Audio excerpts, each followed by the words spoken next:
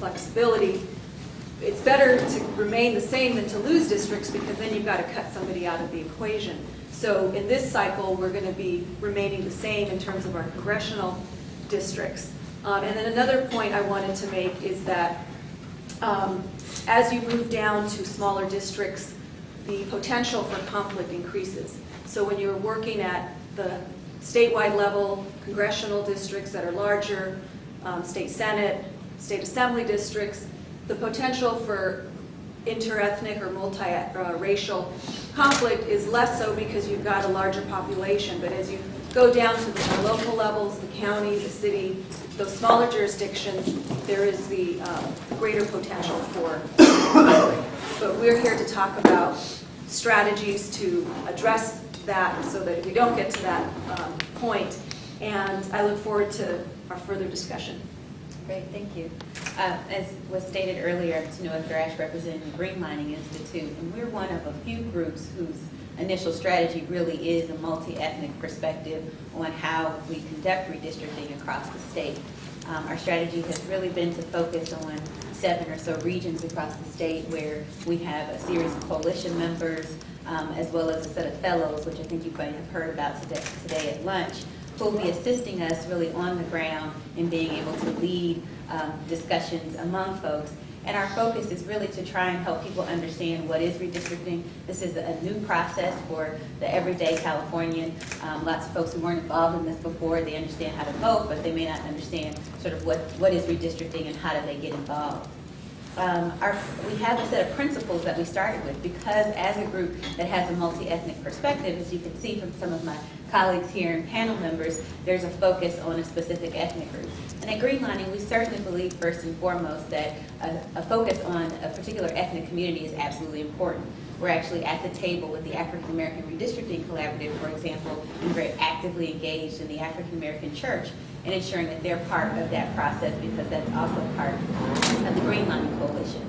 So we believe that ethnic groups and having an opportunity to organize along those lines are very important. Sort of our second principle that we have focused on is that we believe that there is an opportunity for groups to come together because it has less to do with exactly the race of your elected official or ethnicity. It's more to do with their ability to be responsive to you and your community. And that is something that we hold very closely. So we want to make sure that we hear from people in our first sort of outreach.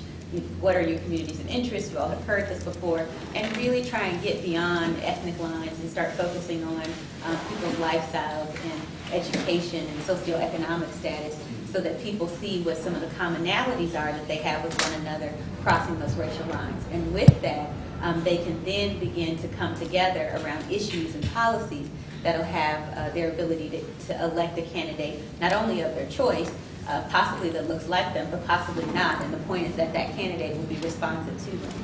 And then finally, we certainly believe that communities of color have more in common often than they realize. Certainly, many of us have a shared history and how we've come to this country. Many of us have a reliance on government services, given who we are and our experiences and how we got here. And often the issues of language and citizenship are often reserved for the Asian and Latino communities, but African Americans and the African diaspora here in California is also part of that. And there are many folks of African descent who speak French, who speak Spanish, and other languages, even of African descent and dialect, that are important as well, and that's part of what we'd like to embrace and find those commonalities, especially in those communities where we expect there to be some similarities because of income or because of immigration. People come to certain communities in this state. So we believe that it's imperative to begin to embrace this dialogue. We're happy to see you all here willing to have this discussion. We think it's probably one of the more difficult ones to have as it relates to redistricting. We've had a historical African-American sort of leadership in politics here in California, really opening the doors for other groups. We have a growing population of Latino folks, and we'll talk a little bit about some of the dialogue that's happening at the judicial level around that, and an Asian community that is concentrating in different parts of our state and really trying to carve out an opportunity for us all to participate, certainly in California and the new majority that we're becoming. Thank you. The questions I'm going to ask, I'm going to pose to all of the panelists, and please jump in and respond as you wish. I'd like to ask, though, that we attempt to hold our questions until the end to allow the panelists to really express what the points that they would like to make, but at the end we have certainly set out time for questions. So write them down, but just please be holding them. My first question really deals with the regions of the state, and what regions of the state raise the potential for different minority groups competing to form a majority of a district? I could say a few things about that. Looking at the state level and the congressional level, so kind of not, this is going to change looking at smaller units of government. So when you're looking at local districts, things are going to change. But if you're looking at the state level and the congressional level, and if you're looking at areas where different racial minority groups could potentially make up 50% of the district, I think one key area to consider is the San Gabriel Valley here in Los Angeles County, where there's a large Asian American and Pacific Islander population, and also a large Latino population, and depending on how you can draw districts, you're likely going to be able to draw a 50% Latino district, as well as a 50% API district. And the question is, are you going to be able to do both with the amount of geography that you have to cover? You can also look at areas such as Santa Clara County up north, where there are also large Asian American populations and Latino populations. The same question arises: can you draw 50% API district? Can you draw a Latino 50% Latino district? Can you draw both of them? And then what happens when line drawers think that drawing both of those districts are not possible?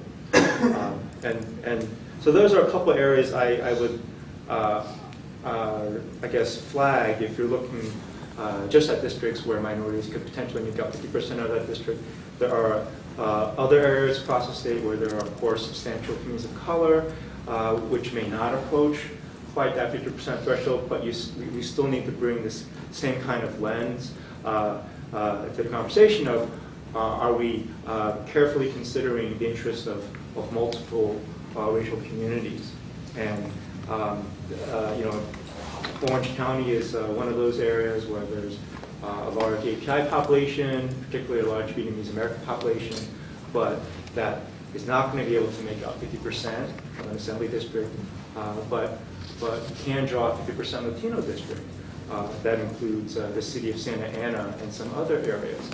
And can you draw that 50% Latino district while also respecting the interest of the large API community there?